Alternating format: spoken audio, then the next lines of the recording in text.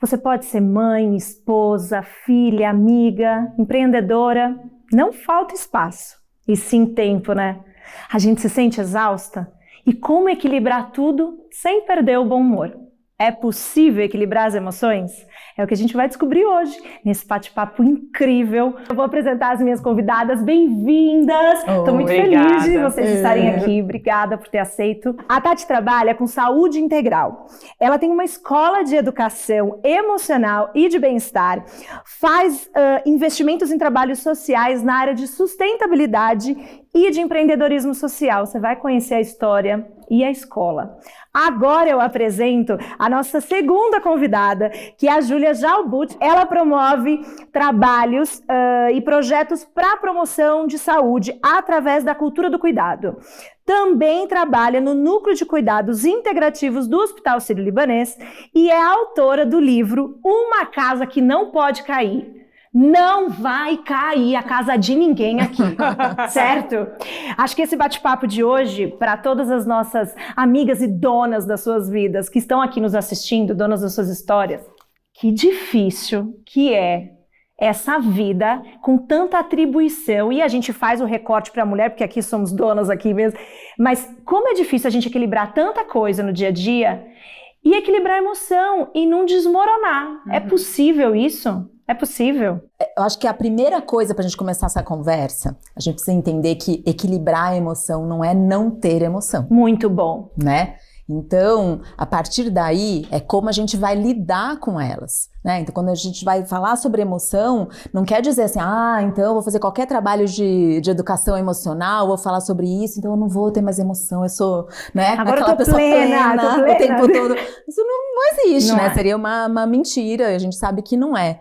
Mas tem jeito, sim, né? Da gente lidar muito melhor, da gente conviver muito melhor com o que a gente tem, né? Mas com espaço para olhar para essas emoções. Espaço para sentir, Ju? A gente tem que aceitar o sentimento que vem, porque ou a gente aceita ou a gente rejeita, né? Importante a gente entender, né, o que é possível de ser feito, né? A gente idealiza muito as coisas, achando que ter equilíbrio emocional, como a Tati falou, é não sentir, é manter-se ali numa postura de neutralidade. Na verdade, não é isso, né? O equilíbrio emocional é essa habilidade da gente se permitir sentir as coisas, ter uma observação em relação àquilo que a gente está sentindo, uma curiosidade de entender, bom, se eu estou sentindo raiva ou tristeza ou qualquer tipo de emoção, o que essa emoção está querendo me contar?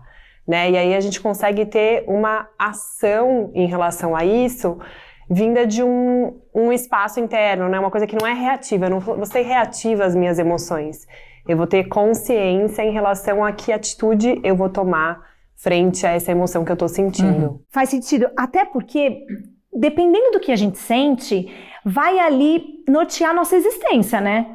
Porque a gente pode, é errado falar isso, aí vocês me dizem que vocês trabalham com emoções, mas, assim, eu tenho uma amiga nossa, ela é super divertida, ou essa minha amiga tá triste, ou eu tenho uma amiga muito brava, porque norteia a nossa existência se a gente não souber lidar e se a gente pegar uma para si. Ao meu ver, ele norteia, assim, a existência, porque ele vai significar sobre as nossas relações, tanto da gente com a gente mesmo, quanto da gente com as outras pessoas, né? Então, o jeito que eu me relaciono comigo, né? Se eu sou mais agressiva comigo, eu sou muito autocrítica comigo, eu sou a pessoa que estou sempre me criticando, então eu tenho atitudes de raiva e agressiva comigo mesmo. Eu sou assim com as pessoas, né? Então, esse olhar aí, nesse sentido, eu acredito que sim. Ele traz. E tem uma coisa também, tem emoção que a gente não quer viver. Faz sentido? Não tem? Tem uma certa música que você fala, não vou colocar essa música hoje não, porque essa música aqui, ó, é ladeira abaixo. Não é? Isso acontece quando a gente entende a nossa emoção e a gente sabe, eu preciso ter um equilíbrio para saber o que me machuca, onde que eu fico mais confortável. Tem até lugares que você fala assim, não vou ali. Ou eu vou ali, eu me sinto super bem. Isso é você entender da sua emoção? Acho que tem situações, Van, em que a gente precisa se permitir sentir a emoção que está ali naquele momento. Então, se a gente está vivendo alguma situação que nos causa tristeza, é importante a gente se permitir sentir essa tristeza. Muitas vezes a gente não dá conta de sentir isso sozinhos e a gente pode buscar apoio para sentir essa emoção. Às vezes a gente precisa desses recursos também externos, mas é importante também se permitir sentir a tristeza, a raiva, a alegria. Tem uma pesquisadora que é a Brené Brown, ela fala muito que a gente não consegue anestesiar só algumas emoções, a gente anestesia todas elas. Vai tudo no mesmo pacote? No mesmo pacote. Então, se eu sou uma pessoa que, não, raiva eu não vou sentir, alegria eu não vou sentir, você vai anestesiar as outras também. Você não vai conseguir sentir alegria, você não vai conseguir sentir as outras emoções também. Então, é sobre isso que a gente está falando, desse treino, né? Como que eu vou treinando, vou desenvolvendo essa musculatura interna para respirar cada uma das emoções. Meninas, né? Atravessar isso é incrível. essas emoções. Você entender que às vezes você tá num sentido, né? Você tá ali com uma emoção que você precisa sentir. Exatamente. Mas você sair daquele lugar antes do ladeira abaixo, né? Você sair, me permite sentir e sair. Mas o que eu trouxe é como, para quem tá nos assistindo agora, que não sabia nem que existia uma escola de emoções, de entender o que a gente sente. A gente aprende isso a trancos e barrancos, né? Porque a gente pode perguntar assim, mas gente, mas eu preciso, né? Sim, ser sim. educado, todo mundo sente. Não, eu nasci, já tá aqui. Claro, alguma coisa você fez, né? Pra sobreviver até hoje, né? Pra sobreviver. Pra sobreviver, né? E não é que a gente não entende nada. Algumas pessoas têm mais habilidades emocionais, outras pessoas têm menos pra lidar com essas próprias emoções. Mas o que às vezes a gente não consegue? Então, você trouxe o exemplo antes. Puxa vida, tá acontecendo alguma coisa, igual eu tenho uma reunião agora, e eu acabei de viver uma separação, talvez agora nessa reunião eu não vou poder entrar na reunião chorando. Então eu uso essa estratégia de vou suprimir a minha emoção aqui, porque só que se eu não tiver consciência disso e suprimir isso ao longo do tempo, 1 mês, 2 meses, isso não vai ser sustentável no tempo. O copinho vai transbordar. Em algum momento eu vou ter que olhar para essa tristeza, né? Eu vou ter que olhar para isso. E o que aconteceu? Você falou sobre os seus filhos. A educação, né, das crianças, a escola viu isso. Né, que às vezes eu tinha crianças que eram brilhantes em matemática, ele tem um currículo brilhante e tinha nada de inteligência emocional, né? Isso já vem um tempo que a gente vem falando sobre isso. Tanto que virou currículo obrigatório desde 2020. Que maravilhoso. Né, pelo MEC, você ter esse currículo de educação emocional nas escolas. Mas aí a pergunta foi, e os adultos? E a gente que já tá aqui no corre, e a gente que não... já tá cheio de trauma, amor, aqui tá cheio de feridinha, cheio de coisinha pra estourar, né? Que adultos vão ensinar essas crianças, Que adultos, né? vão ensinar essas crianças. Que maravilhoso! Não é nem como a gente, entendeu? O recorte delas aqui como profissionais já é mais fundo. É quem vai ensinar os meus filhos. Né? Você como mãe em relação aos seus filhos, porque se você não tem essa referência de você com você mesma, por exemplo, você... Né? Eu tô te entrevistando. Olha, você tava de volta, gente. Não, tava no roteiro isso. Tava no roteiro, a gente vai colocar aqui. Vamos. Não, mas se você for pensar, como foi a sua educação? O que você tinha de referência da sua mãe, por exemplo, quando ela estava triste, quando ela estava com raiva, o que ela fazia? Qual é o modelo que você teve em casa? Todo mundo teve algum modelo. Menina, a gente repete um padrão, né? Não Até a gente entender qual é o nosso. Exatamente. Então, a gente ganhar consciência disso, desses nossos padrões, porque você fala assim, sempre foi assim, né? Então, eu sou uma pessoa explosiva. Eu falo mesmo. Peraí. Né? Vem aqui. Eu acho que a gente tem que olhar como é que eu tô agindo. Não é não sentir emoção. Não tem como você não sentir emoção. A emoção tá aqui o tempo todo. Eu tô falando com você... Você tá sentindo alguma coisa do que eu tô te falando, né? Exato. Cada pessoa que tá assistindo esse programa tá... sentindo coisas, pensando coisas e sentindo coisas. O tempo todo a gente está sentindo. Mas como a gente é impactado e a gente tem mais espaço de ter escolha do que a gente vai fazer com o que a gente está sentindo, né? Para não ser reativo, como a Júlia falou, mas eu agi a partir de uma escolha. Então tem técnicas para isso e que a gente pode inserir no nosso dia a dia. É isso que, por exemplo, um dos exemplos são as práticas contemplativas que a gente trabalha, que fazem isso há muito tempo. Como é que eu vejo? De onde vem? Como é que eu faço? E com a mulher, a gente tem picos de emoções ao longo do dia, né? Eu abri o programa falando de tantas funções que a gente tem, porque é verdade, a mulher foi acumulando funções ao longo, né, da nossa história. Então, a gente continua sendo a mãe, a que guarda, a que cuida, né? Tem uma expectativa da mulher dela ser a que cuida da casa, a que cuida dos filhos, a que cuida dos amigos. Então, seja um cuidado operacional ou emocional, a que dá conselho, a que vem aqui, a que guarda, não, vou te ligar, tô aqui para um suporte emocional. Mas é tanta coisa ao mesmo tempo, além da vida, do trabalho da pessoa. Se a gente não tiver essas ferramentas, vai dar ruim, né? Vai. Vai dar ruim. Vai dar ruim. Vai dar ruim. A gente Quem nunca sabe. deu? Sabe aquele chorinho no banheiro, amiga? Sabe aquele dia que você fala, ih, você botou a roupa mais linda, mas não tá legal? É porque dizem que quando falta alguma coisa, quando tá dando alguma coisa, é porque tá faltando. E pode ser uma falta de amor, pode ser uma falta de entender o que a gente tá sentindo. Exatamente, porque se você tá com uma necessidade ali não atendida e você projeta no outro, né? Porque às vezes eu tô super disponível ali para cuidar de todo mundo. E você deu esse exemplo maravilhoso. Eu sou a cuidadora, a filha, meus pais envelhecem, eu sou a que cuido dos pais, eu que cuido de todo mundo. Mas e para você? O que você está sentindo? Que régua que você está se colocando de coisas para você atingir emocionalmente, né? Então, eu preciso ser a que dá conta de tudo. Nananã.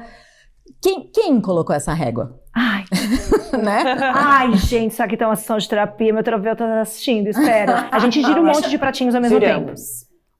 Tem um pratinho que cai num dia, não tem? Cai. Tá tudo bem, não tá? Tá tudo bem, faz parte. Porque é um pratinho, Como não é a casa inteira. Falou, não, exatamente. É um pratinho lá da cozinha, certo? Vamos voltar a fita um pouquinho, assim. Acho que a gente hoje em dia escuta falar muito sobre autocuidado, não é? Sim. É legal, acho que, esclarecer um pouco sobre o que a gente está falando quando fala sobre autocuidado, porque hoje esse termo foi apropriado um pouco, parece que a gente está falando sobre máscara de argila, massagem. Suco verde. Né, suco verde. Né? E aí acaba virando... detox, eu tô ótima. Pra gente cuidar da gente, parece que a gente tem que fazer uma lista gigantesca e vira mais uma sobrecarga, né? Cuidar de si mesmo. Mas, na verdade, não é sobre isso, né? Cuidar de si é você estar em contato com você aprender a olhar para você, reconhecer quais são as suas necessidades e encontrar caminhos que façam sentido para atender essas necessidades. Então, conhecer-se, né, ter caminhos que convidem para o autoconhecimento é fundamental, porque o que eu faço para cuidar de mim vai ser diferente do que você faz. É diferente do que a Tati faz. O que eu fazia para cuidar de mim aos 20 anos é diferente do que eu faço hoje, né? Então, o autocuidado, como eu cuido de mim, vai mudando ao longo do tempo. Cuidar de si envolve ter uma atenção a você mesmo, ser fiel aos seus valores, ter clareza do que é importante para você, né? Manter-se conectado a isso. É cuidar do seu corpo, é cuidar da sua mente, é cuidar das suas emoções, é ter algum tipo de ligação com a espiritualidade, no sentido de você se manter conectado com o que é sagrado, o que é importante para você. Então, autocuidado, do meu entendimento e de muitas pessoas, está mais relacionado a isso do que ficar fazendo 50 milhões de coisas diferentes. Então, acho que isso é importante entender. Quando a gente pensa na nossa vida, é isso, a gente gira muitos pratinhos, né? A gente toma conta de muitas coisas. Quando um prato cai, é uma ótima oportunidade para a gente olhar para esse prato que caiu e falar assim, bom, será que faz sentido eu seguir girando esse prato? Esse prato é realmente importante para mim? Porque às vezes é só um prato que quebrou, realmente você tem que deixar ele ali. É uma coisa que não faz sentido para você. E às vezes o prato cai e você pega ele de volta e segue girando também. Então, trazendo o exemplo, tem dias que eu acordo, por exemplo, eu não vou ser tão boa numa reunião porque eu dei prioridade para outra coisa na minha vida. E aí, uma pergunta para quem está em casa que pode ter a mesma dúvida que eu. A gente pode mudar as prioridades? Sim. Com certeza. Senão, com certeza. Porque o engessado também não funciona, né? Exatamente. Porque hoje você fala, essa semana eu vou focar nos meus filhos porque estão de férias. Exatamente. Né? Então, talvez eu vou fazer uma reunião online, eu vou ter um espaço mais, não vou conseguir ir na compra. Hoje vai todo mundo comer uma coisa aqui que não é tão saudável, mas amanhã eu foco no saudável. Mas isso tem a ver com o que a Júlia falou sobre você entender sobre os seus valores. Porque, por exemplo, tem uma autora que é a Kristin Neff, que ela vai falar sobre autocompaixão, né? Que é como você, né, olhar para a sua dor. E a compaixão, ela vai falar o melhor possível que eu posso fazer para mim mesma.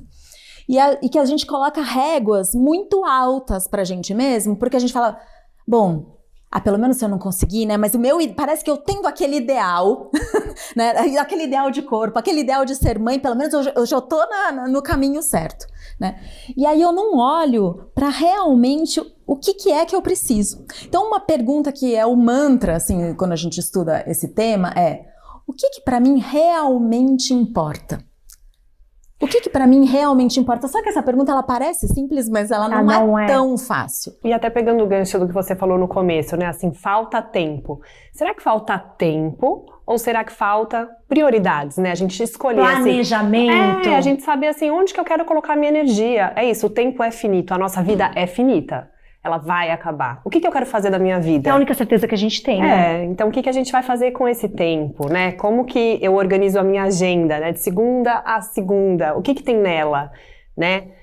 Meninas, mas não é fácil, não né? É. A gente tá falando aqui, parece fácil, né? Mas não é. Mas se a gente nem se parar pra perguntar, né? Aí não tem saída. Aí não tem saída. Não tem saída. Um professor que é um dos... o Alan Wallace, que é um dos professores que criou um programa que a gente dá na escola. Ele vai falar assim, quando as suas necessidades básicas estão atendidas, você olha para sua agenda, né? Como se fosse assim, o que eu tenho ali de matérias obrigatórias? Isso aqui eu preciso ganhar dinheiro, mas quais são as minhas matérias optativas? Porque a gente fala isso, eu não tenho tempo. Bom, mas no tempo que você tem, se você for olhar ali no negócio do Instagram, quanto tempo você ficou na internet, quanto tempo você foi lá abduzido por aquela telinha, né? Será que é uma questão de tempo mesmo ou disso que a gente tá falando de prioridades?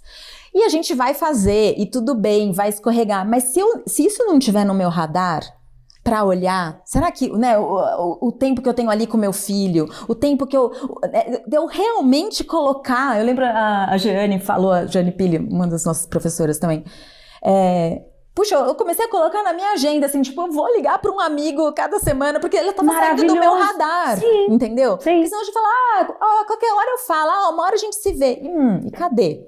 Né, ou colocar o tempo das pausas que você vai ter na sua semana. Que tempos de pausa eu vou ter? Então não é uma rigidez, sabe? Mas tem coisas para você fazer, para você administrar melhor.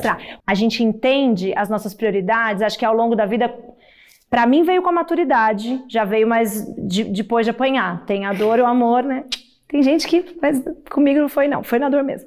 E aí, com a maturidade, mas o quão importante a gente falar isso para a geração que está vindo agora, né? O quanto eu explicar o sentimento para uma menina que está na adolescência, né? Explicar, legitimar o que você está sentindo, entender o que você está sentindo, tá tudo bem, como que você organiza isso dentro de si, é um dia que não tá bom, tá tudo bem, mas não é assim todo santo dia. Exatamente. Né? Tem que conversar, né? Acho que para quem tá assistindo a gente, quais seriam as ferramentas? Buscar se entender, o autoconhecimento para entender o que tá sentindo. Tem muitos caminhos, né? Assim, então acho que em geral, assim, linhas muito gerais, né? Acho que a gente tem que olhar, né? Você tem que conseguir ver o que é que você está sentindo, por exemplo, em relação às suas emoções, entender a emoção que eu tô sentindo. Eu costumo falar assim, às vezes a pessoa assim, tô estressada, eu tô esgotada, mas o quê? O quê? O que é isso? O que é essa sensação? Então, às vezes a gente não consegue nem reconhecer. Eu tô irritada, mas é porque eu tô me sentindo frustrada? Porque eu tô me sentindo magoada? O que é que eu tô sentindo? Quando eu começo pelo menos nomear aquilo, porque eu falo, para cada emoção, e é lógico, e aí tem profundidades diferentes, ela tem uma estratégia diferente pra gente lidar com ela, mas eu nem sei, então aí eu vou só, né, subindo. Quando eu vejo, eu falo, eu tô lá e você tá se afogando sozinha, né? Se afogando sozinho. Né? E como é que você lida com isso se você não consegue nem identificar? Então eu preciso nomear, né? Então ele fala, e às vezes só de você nomear, a gente já se autorregula. Às vezes. Mas depois compreender aquela emoção, bom, quando ela acontece, né? Tipo, por quê? De onde ela tá vindo? E é lógico, às vezes eu preciso realmente de mais apoio, não é? Mas muita coisa a gente consegue fazer sozinho com ferramentas da gente olhar pra gente mesmo, entendeu? A gente consegue. E eu vou dizer que tem alguns dias que a gente se sente orgulhosa. Eu também pego muito pesado comigo, mas às vezes você se sente orgulhosa e fala, não faz muito tempo, aconteceu uma situação que me tirou do eixo, que me desestabilizou e que eu poderia ir ladeira abaixo E aí eu me permiti sentir, olhei no espelho e falei, acabou, agora eu vou seguir a vida e tá tudo bem. E o meu dia foi ótimo. Ao final do dia foi ótimo. E aí depois, eu sempre faço uma brincadeira com os meus filhos, contar como é que foi o dia, né? E aí ele, mamãe, como é que foi o seu? E eu ia dizer que foi ruim, mas foi bom. E aí eu disse, a mamãe teve um dia ótimo, porque eu consegui controlar aquela situação e não fui refém. Foi a primeira vez que eu falei, uau, é possível sim controlar uma emoção. A vida surpreende, amor, a cada dia. É o legal da vida, é a gente saber que o dia vai começar, você planejou e pode ser completamente diferente. É o legal, mas também é o que dá frio na barriga, né? Agora, eu não sei, agora eu vou descobrir junto com vocês se eu fiz o exercício correto. Porque a hora que eu tava naquela tensão, eu me permiti sentir um pouco, eu fiquei bem nervosa, mas depois eu fui no banheiro, fechei o olho no espelho, aí eu me fiz 2 perguntas. Vamos lá, professora. Muito bom. Eu me fiz 2 perguntas. Eu consigo resolver isso agora? E a resposta era não. E aí a minha segunda pergunta é, e quando eu conseguir resolver, vai ser eu a pessoa que vai resolver isso? Não, de novo. Eu falei, amor, então vamos viver. Não é? E aí eu continuei minha vida, continuei o dia, as tarefas que eu tinha que fazer. Mas ela estava aqui ainda, viu? Às vezes eu estava ali e vinha e eu, opa. Exatamente, ela não passou. Ela mas não passa. Isso é uma coisa que você pode fazer e foi ótimo, ou seja, eu reenquadro cognitivamente aquilo que eu tô com aquela sensação, né? Que uma das coisas que a gente faz muito quando trabalha emoções, porque a emoção tá aqui comigo, ela tá aqui. Né? Tipo, nossa, e agora?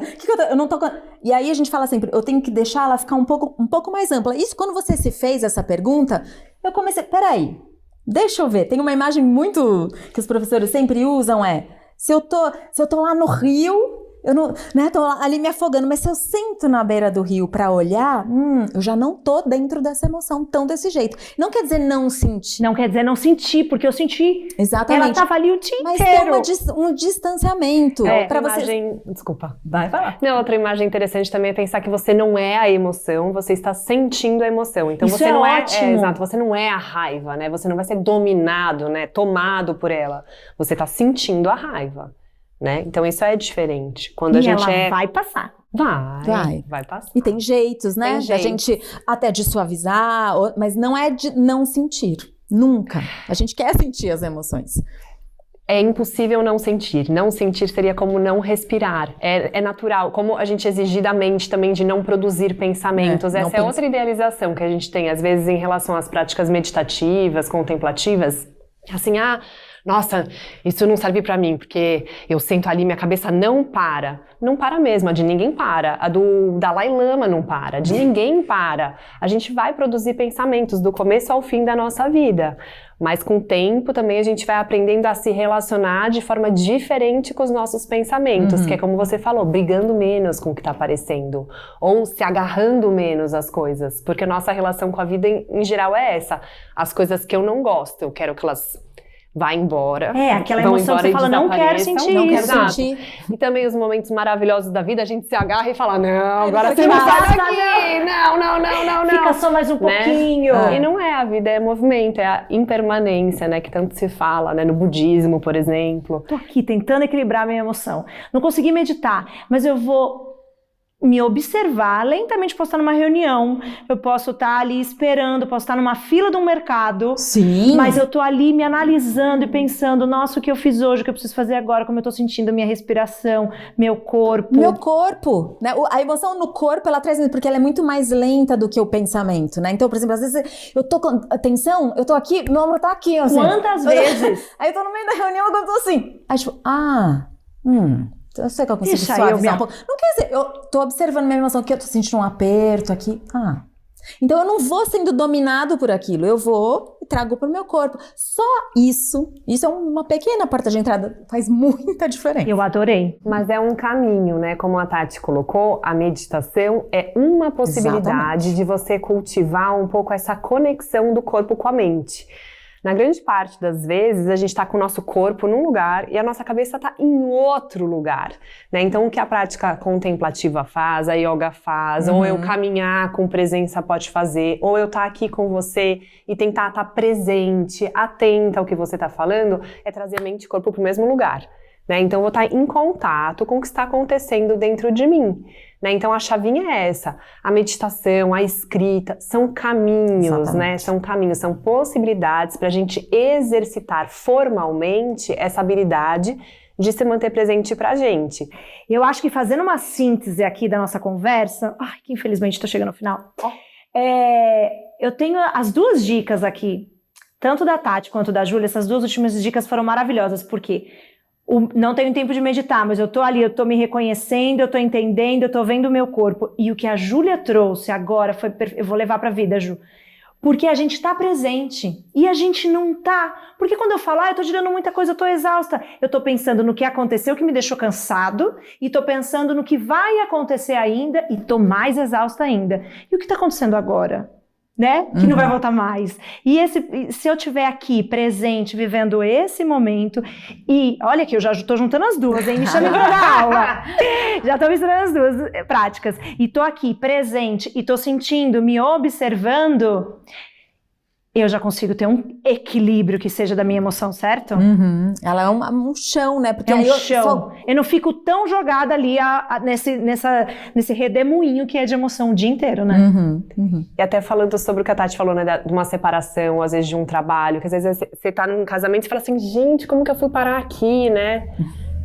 Fiquei 10 anos com essa pessoa, onde que eu tava? Não tem nada a ver comigo. Então, onde você tava? Onde né? você, no onde passado ou no tava? futuro? No presente você não tava, Né? amor. Então é isso, assim, a gente estar onde a gente está é muito importante, né? Ai, gente, que delícia. Eu quero ficar aqui pra sempre. Estar aqui presente, aprendendo muito sobre emoções com essas duas professoras e mestras. Eu quero entregar um mimo pra elas. Pode ser, produção? Opa! A Havaianas mandou um presentinho pras nossas convidadas. Olha só! Acho que aqui, troca. Tati Floreste, já muito, olha, enquanto que elas linda. abrem aqui os presentes. Ai, tão que fofo. fácil, não? Que linda. Olha, pra gente ficar de pé no chão, que pra uma amor, vida que mais bom. leve, mais livre, Que fofo. certo? Obrigada. Colorida. Boa. Esse papo não precisa terminar aqui, tá bom? A gente pode continuar esse papo lá no YouTube, pode ser? Siga a gente nas redes, tá? Um beijo.